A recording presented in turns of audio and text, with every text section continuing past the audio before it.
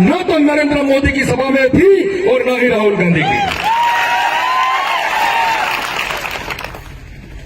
सागवाड़ा में आके बड़ी बड़ी बातें करने वाले राष्ट्रीय नेता जो राष्ट्रीय पार्टी के हैं, अगर उनको आज का फुटेज मिल जाए, आज की रैली का फुटेज मिल जाए, तो आने वाले किसी भी चुनाव में वो दक्षिणी राजस्थान में नहीं आएंगे। इस मंच पर बहुत सारी बातें हुई इस राजस्थान की समस्या के बारे में, आदिवासियों की समस्या के बारे में, प्रतापगढ़ की समस्या के बारे में। और इन समस्याओं का जवाब क्या है? इन समस्याओं का जवाब है ये गेड़िया। 70 साल तक आपको हाथ दिखाया गया, कैसे? शांति रखो, बैठे रहो, तुम्हारी बारी भी आएगी। कहा गया कि नहीं कहा गया? पिछले 30-35 साल से हाथ में फूल थमाया गया, लो फूल पकड़ो, उसकी सुगंध लो। अरे सालो, न तो हमें तुम्हारा आशीर्वाद चाहिए, न हमें फूलों की सुगंध चाहिए, हमें तो हमारा अधिकार चाहिए। और अब हमें लेने का आ गया है, हमारे हाथ में यह गेड़िया आ गया है। 25 तारीख को यह गेड़िया पूरे दक्षिणी राजस्थान में और खास करके इस प्रतापगढ़ में ऐसा घूमेगा, ऐसा घूमेगा, ऐसा घूमेगा कि मांगीलाल 3 तारीख को जयपुर में दिखेंगे। और कमल कांग्रेस कहां होंगे? कहां होंगे?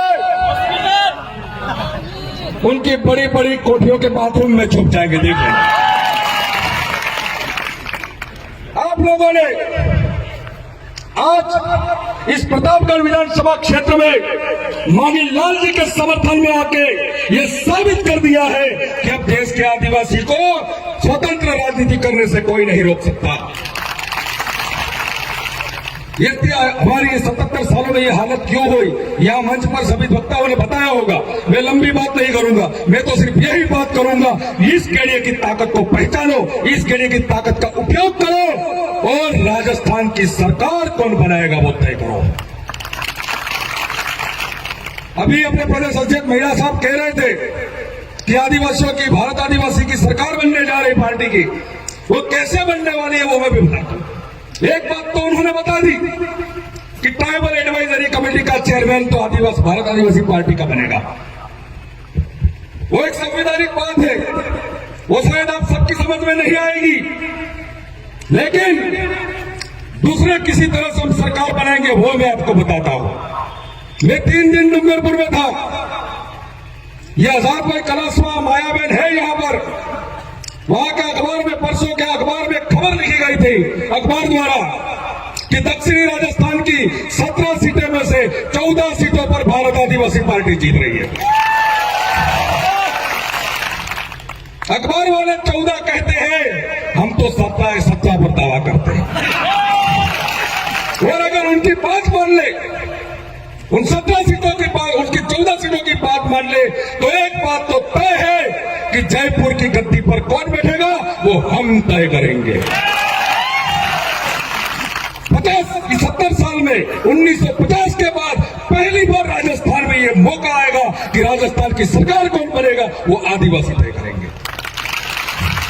होगा कि नहीं होगा? आप लोग कब से बैठे हो, मैं आपको ज्यादा समय नहीं लूंगा। आपका विधायक, होने वाले विधायक मैं नहीं बोलूंगा, प्रत्याशी भी नहीं बोलूंगा। आज मुझे यकीन है इन 17 में दूसरी सीट जीते ना जीते, लेकिन प्रतापगढ़ का विधायक मांगीलाल लीनाबा है। तो आप लोग आपके विधायक को भी सुनना चाहते हैं, इसलिए मैं ज्यादा समय नहीं लूंगा। लेकिन आप सबसे ये वादा चाहता हूं, आप सबसे मैं ये वादा चाहता हूं, 25 तारीख को ईवीएम मशीन में 4थे नंबर पर जो आपका भाई मांगीलाल लीनाबा चुनाव लड़ रहा है, उसके निशान पर, इस गेड़िया के निशान पर, ये गेड़िया अकेला नहीं है, उसके साथ 2 आदमी है। ये मत कहना बाद में कि वहां तो गेड़िया नहीं था, एक साथ में कुछ रही हूं, गेड़िया और डॉट के निशान पर बटन दबाना है और ऐसे वोट देना है, इतने वोट देना है, इतने वोट देना है कि कमल और कांग्रेस के वोट मिलाओगे उनसे भी ज्यादा होना चाहिए। और मुझे विश्वास है ये होगा, जरूर होगा। आप सबसे फिर से मैं आग्रह करता हूं, 25 तारीख को मत भूलना, गेड़िया डॉट पर बटन दबाना। और इसी अपेक्षा और उम्मीद के साथ सबको मेरा जोहर, जय आदिवासी। दादा माइक लेकर जयपुर मांगीलाल जी को भेजने का अभी से तैयारी कर ली थी। माइक भी लेकर जा रहे थे, दे दे इनको विधायक बनाकर जयपुर ही भेज दे और विधानसभा में बोलेंगे। कार्यक्रम की इसी कड़ी में हमारे बीच दिल्ली से पधारे मेहमान